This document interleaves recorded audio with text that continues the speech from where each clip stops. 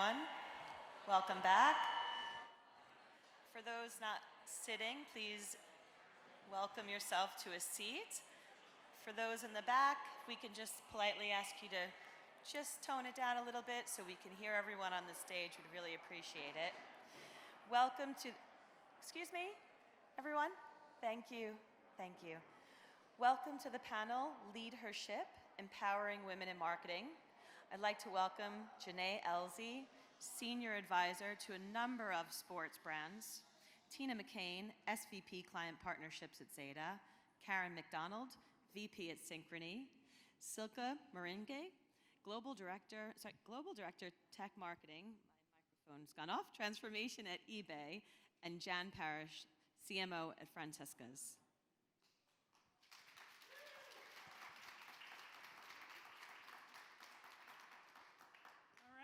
Ladies, welcome to the gold stage. 3 o'clock, we're rounding the corner here. This has been such a fantastic day. I'm so excited for this panel. So I wanted to start by thinking back, actually 10 years ago, there was a term that was coined, that was brought into the modern lexicon, and that term was aha moment. And if you remember, aha moment was, I don't know if it was coined by Oprah. It was first made popular by Oprah, so I'll go ahead and give her the credit for that one. But what an aha moment really meant was it was something that happened in your life that was so impactful that it changed the course of your life. And while I believe in aha moments, I don't believe that one moment actually changes everything. I think it's a series of moments. It's micro aha moments that make up the macro you. So we just so happen to be talking about micro moments and macro movements today, and so I'm so excited to be talking about it really in a different context to the rest of the day. So we've been talking about the practical, and now we get to take it to the personal. So I'm going to start with having each one of you just tell us a little bit about sort of your journey, your background, what you do, and then give us one word, what you think of when you think of the term leadership. And just the one word, because we'll come back to it in a bit. All right. Sylke, let's start with you. Thank you very much. I'm absolutely thrilled and delighted to be here on stage with so many talented and inspiring women. So yeah, my journey, I'm quite nearly 20 years in business. I have seen different industries. I'm right now in e-commerce. I have been in financial services. I have been in automotive and in technology in various roles, commercial leader, operations leader, strategy. So I have seen the value chain back and forth. And now I'm in eBay since 6.5 years, working in the growth department, marketing technology for program management and operational excellence, and be delighted to be the partner leader of our relationship with Zeta. The one word on leadership, I think I changed my leadership style over the last 3 years, and I would see myself now more and more becoming what you maybe have heard about a servant leader. So I see my role as a coach, as motivating my team, empowering them to take decisions, grow their talent. So it's all about also giving back, inspiring, and raising the bar for performance. Thank you. Hi, everyone. I'm Tina McCain. I jumped into the ad tech space. I have to laugh because we used to call the internet the World Wide Web, and we had AOL dial-up back in the day. I think my first position was actually with an email marketing company, and I didn't even know how to send an email at the time. So fast forward to today, I am the SVP of Client Partnerships here at Zeta Global, and I oversee the sales team and revenue on the activation side of our business. And I think you might have broke the rule. I think we were just supposed to say one word and not explain it yet. I'm going to call her out. Okay, so it's okay. We'll still let her stay. Okay, so my one word for leadership, and it was really tough to choose one word, but I'm going to go with clarity. And we're going to come back to that. Yes.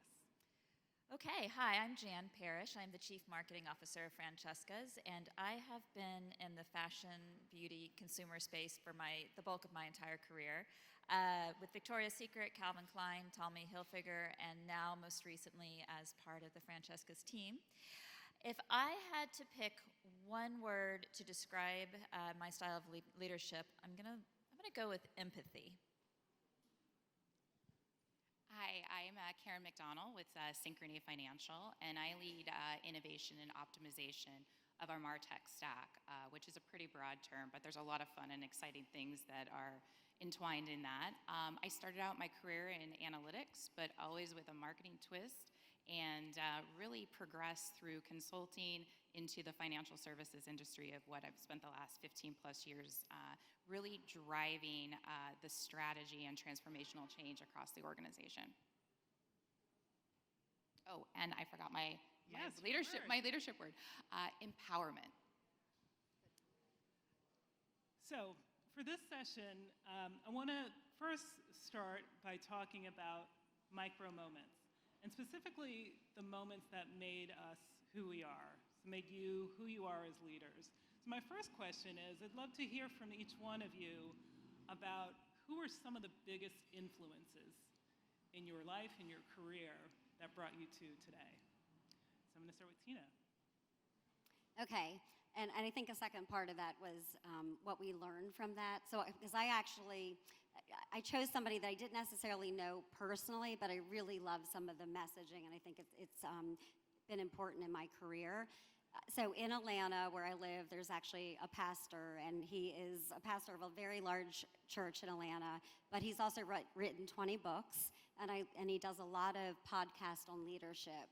And one of his podcasts that has really resonated with me and has been an important one is, and I think this applies to women a lot, because a lot of times when we go into leadership, we think sometimes we're not ready. And I think sometimes as leaders, we think we have to be great at everything. And what Andy really stresses is that it's actually more important to find your gifts, amplify those gifts, and we're better off doing better with those special things that we're really great at and building on those, because that's going to be more meaningful to the organization, instead of what I used to do is always try to work on my weaknesses, and I'm probably only going to get so much better at my weaknesses, but my strengths can make a really big difference in an organization. And those weaknesses, just delegate those away. It's okay. If only perfection was a human reality, but it is not, thankfully. Exactly. Jen. Okay, so I would say this. In my career, I've been really fortunate that along the way I've had some really, really spectacular women sponsors and women who've been able to kind of help me guide along this path. If I were to look back, I always knew I was going to work in fashion. You could have asked me at 3 years old, and I would have said I like dresses. You could have asked me at 12, and I would have told you I wanted to be Anna Wintour. You could have asked me at 21, and I said marketing. But all that time along the way was having people that told me that I could do it. So that is awesome in the sense of identifying that you have the power to do anything that you want to do. The next piece that comes with that, though, is when you get out into the real world and you want to kick the door down open, sometimes just kicking the door open is not necessarily the ultimate right approach. There is a balance that comes with understanding those around you and leading with that sense of empathy that I use for my word, in the ability to be a great leader. And then I think also the part of being a really, really strong woman leader is you have that kind of that in you, that like heartbeat of being able to like reach across the table and understand those who sit around you. And I think coming to consensus and building better on top of that has been really impactful in my career. And then having those women kind of help me understand that was a great gift as I've matured, I guess. Karen. I too, I think just to follow on that is I've had multiple impactful women leaders across my career, but there is one that stood out to me. The day I actually walked into Synchrony for my first interview, there was something about the way she connected and respected what I brought to the table. And what she taught me over time is really seeing the talent and the expertise and the knowledge that your team brings to you and that brings to the organization, and fostering that and growing that and giving individuals confidence to be able to stand up for what they believe in, how to drive that in a very matrixed organization, but also how to have fun at the same time. And a lot of times we forget that because we're so focused on the deliverable or the commercial impact or what went wrong and how do we fix it and how do we shift from there. But what she always taught us was throw a little bit of fun in it. And she is very near and dear to my heart. She passed away a few years ago from cancer.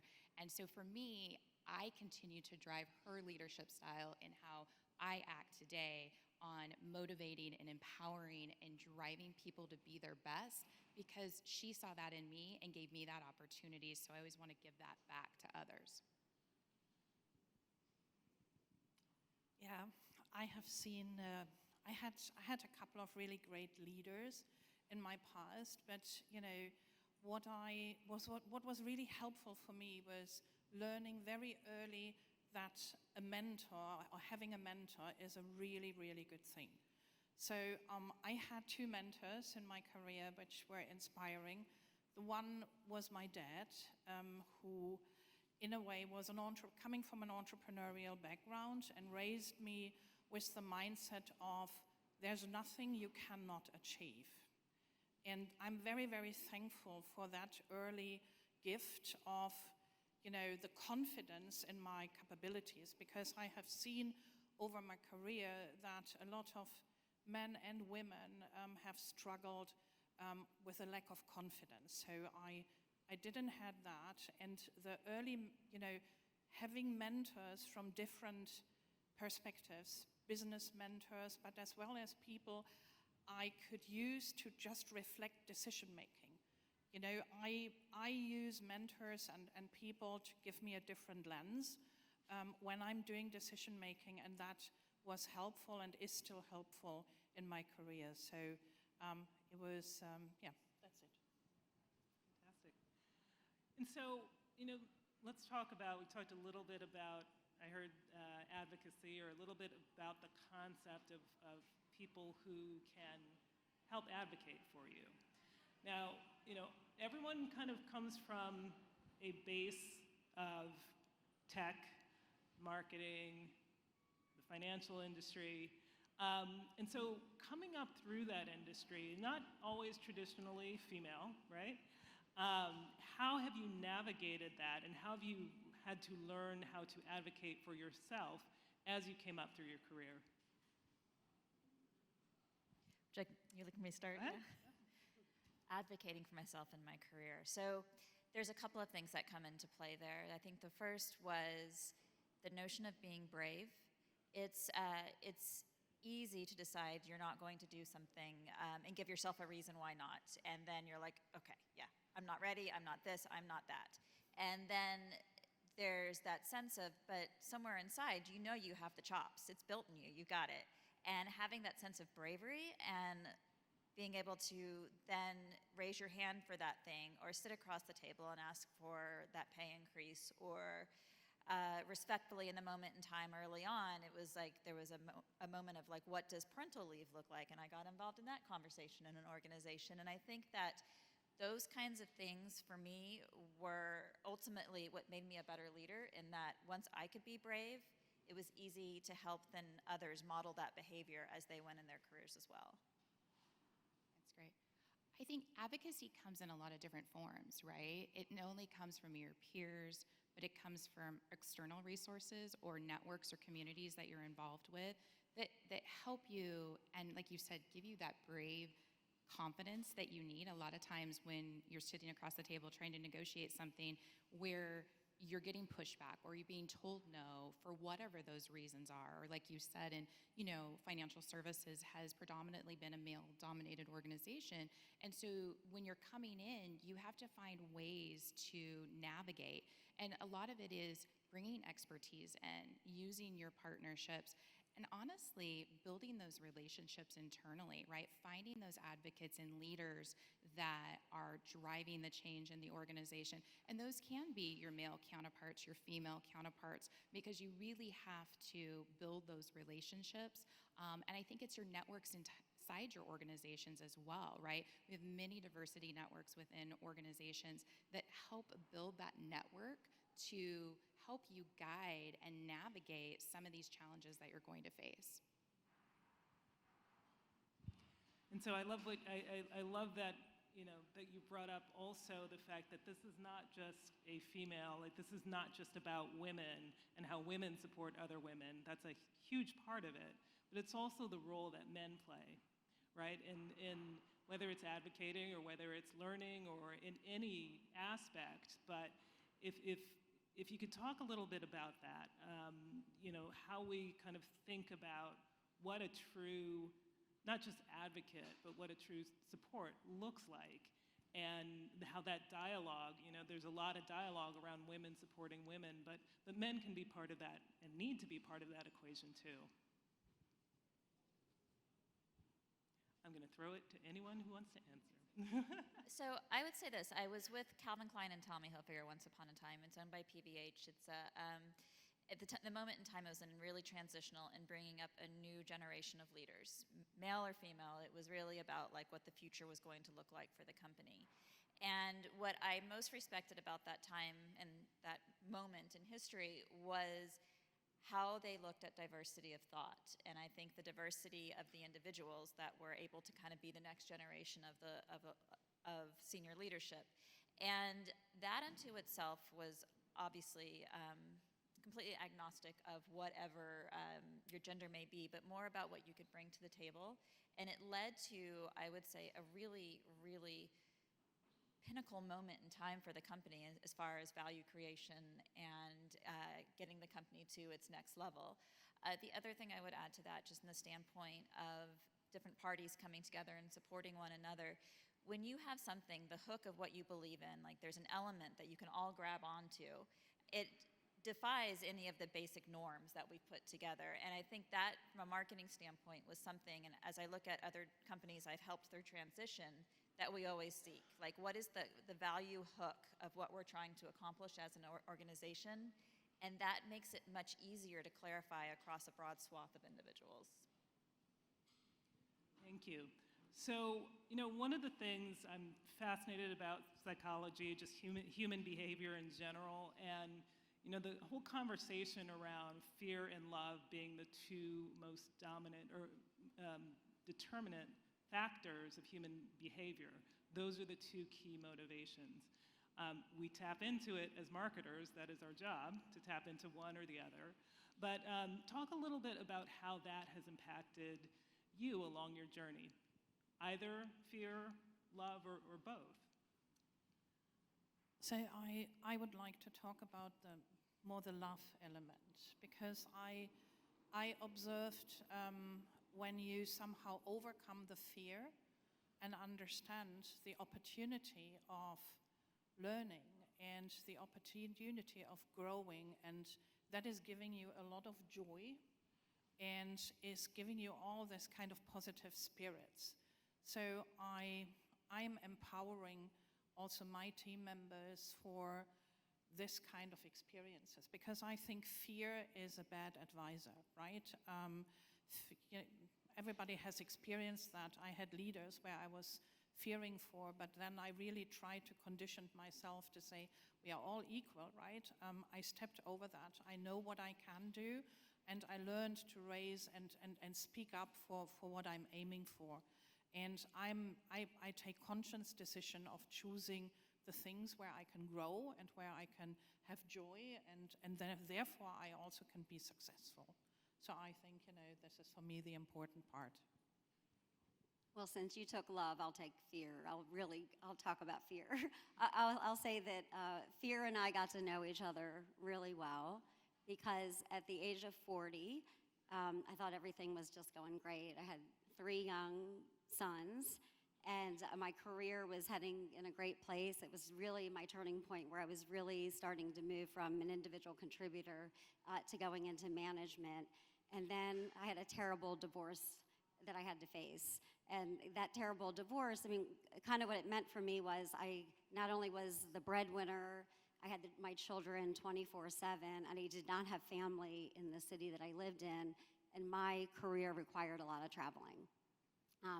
So, I would say fear drove me at that time, but I would also say, I had to take a step back, and that was okay. I actually decided at that time I was going to step out of management back into an individual contributor role.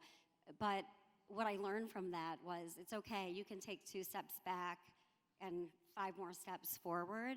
I did not let that time define me. That was not about to define me. That was just a season. And, that's okay. Life is going to, throw you curveballs sometimes.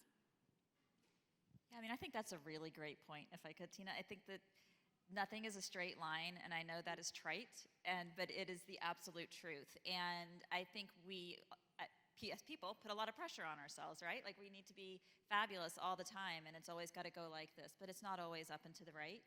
And in that moment of fear or love, because you love what you do and you're going to ride it out, is just that tenacity. Just keep going, and recognize that it is a season and it's not the marker. Like, that's not going to be the defining moment for you. Well, and I think when you look at that path, right, none of our paths are linear. They've all taken these twists and turns along the 1000%. way for certain reasons. And to your point, the fear may have driven it, but the love where you're at, and be okay with that, and look back at what you've learned and what you're going to gain as you go forward, because that experience will take you in a completely different direction that you didn't even think was possible, but you learned from that. And I think that's where reminding yourself to be okay with failure is okay. We do become stronger and better outside of that, and what did we learn from that?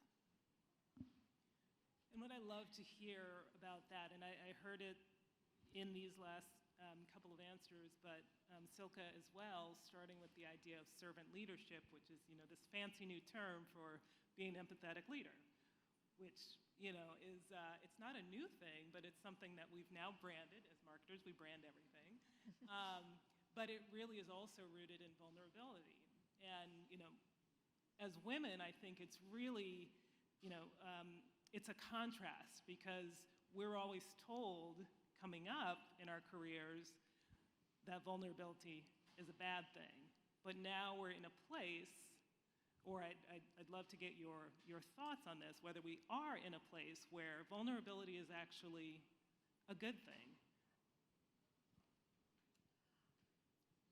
I think it is, and it is for me also paired with authenticity, so to being authentic.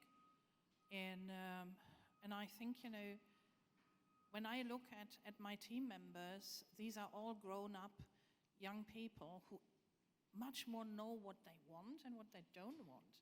When I compare that to when I started, it's a different generation. And if you let them grow and allow that they challenge you, and that you also sometimes explain that you don't have an answer, right? I don't have an answer for everything, but I can find an answer. We can find an answer as a team. And I think that is when the spirit is coming up, right? Becoming and living a team here. I think to be an exceptional leader, you have to show your human side. So it's okay to say, I made a mistake.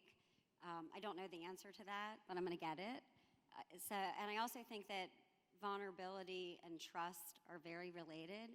And I know that teams built on trust are going to perform a lot better. So I think it's okay. And that doesn't mean get emotional or be a hot mess like I can be some days. But I think it's okay to be somewhat vulnerable. I totally agree with that. I think another just kind of a follow-on to that is there is a point where the idea is you're going to be this pillar for an organization. You think that kind of early in your leadership days, right? I need to stand strong for the team. But there's something to be said for a rallying cry around that. Whatever the challenge may be, or the opportunity, or the hard thing that has to be accomplished, is that you can express, frustration in some capacity, sadness in another, or excitement in the same way your team can. As long as you're all kind of working together towards that, getting that thing done or getting to that next step. But the idea that you have to be the one who's always seeing the bright side, you're the one who always has to be the strength, I don't think that's a true statement in leadership anymore. I think it's bigger than that. I think it's being able to like rally as one group. And I actually think COVID did a lot of that for us too, if I could say, just bring COVID into the conversation somewhere in here. But it was that you're sitting in these screens and, you know, you're all home and by yourselves, but there is a sense of community that was defined in that pocket of time that was really interesting to me, and the way that it began to really change the way we all approach leadership.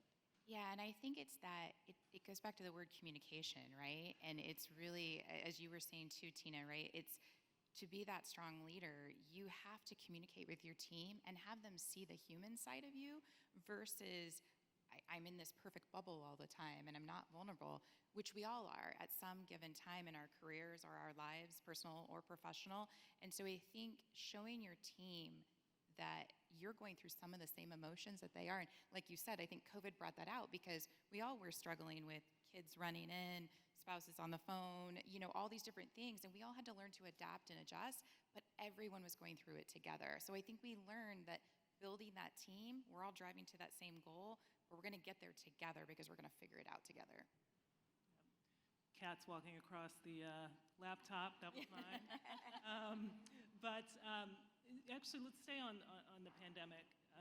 Well, let's not stay on the pandemic, but let's stay on that topic for a second, because now as we're kind of making this transition, how do we go back to the offices? Do we go back to the offices? What does that look like? How are you managing that process as leaders?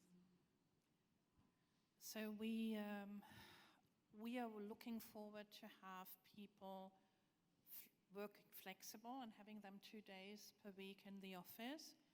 But these 2 days are mostly meant to come and not sit there in 8 or 9 hour Zoom meetings. Come to meet up, come to find solutions, discuss problems, talk business, inspire each other.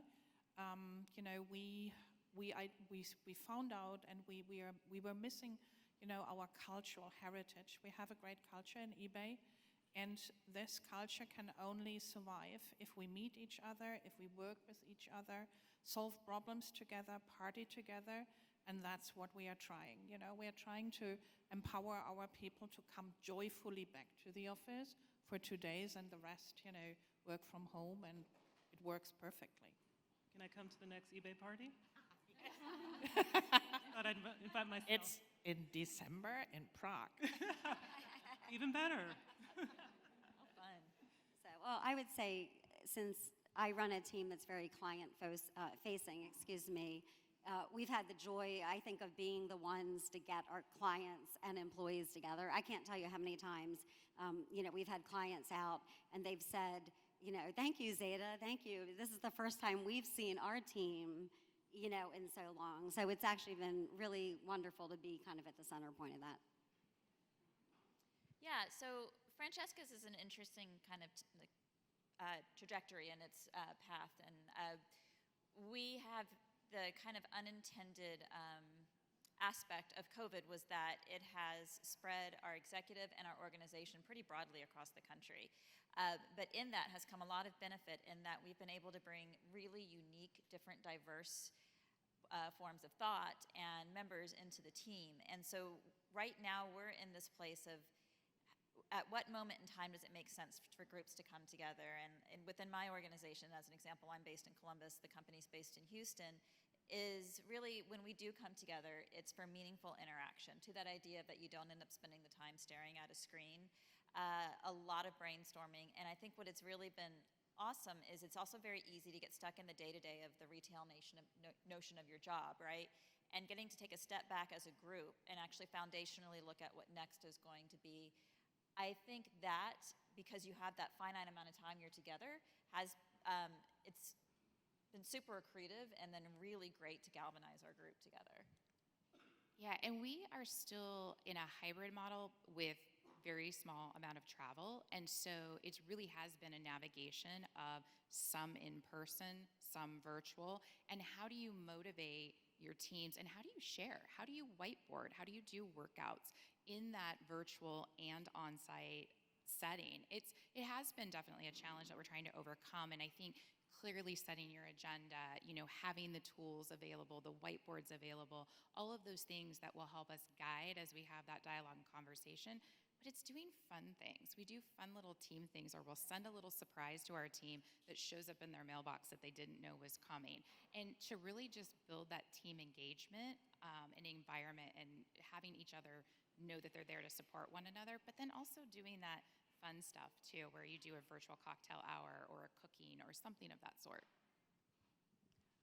All right. Oh, so we have 30 seconds. See how fast this went by?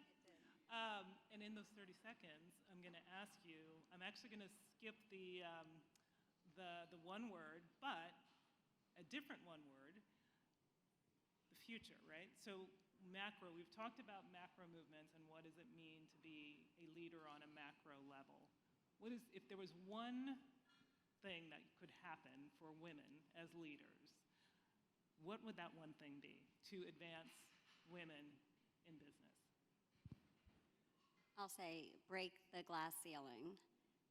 Like according to McKinsey, 48% of every entry-level job are actually women, but only 24% actually make it to the C-level.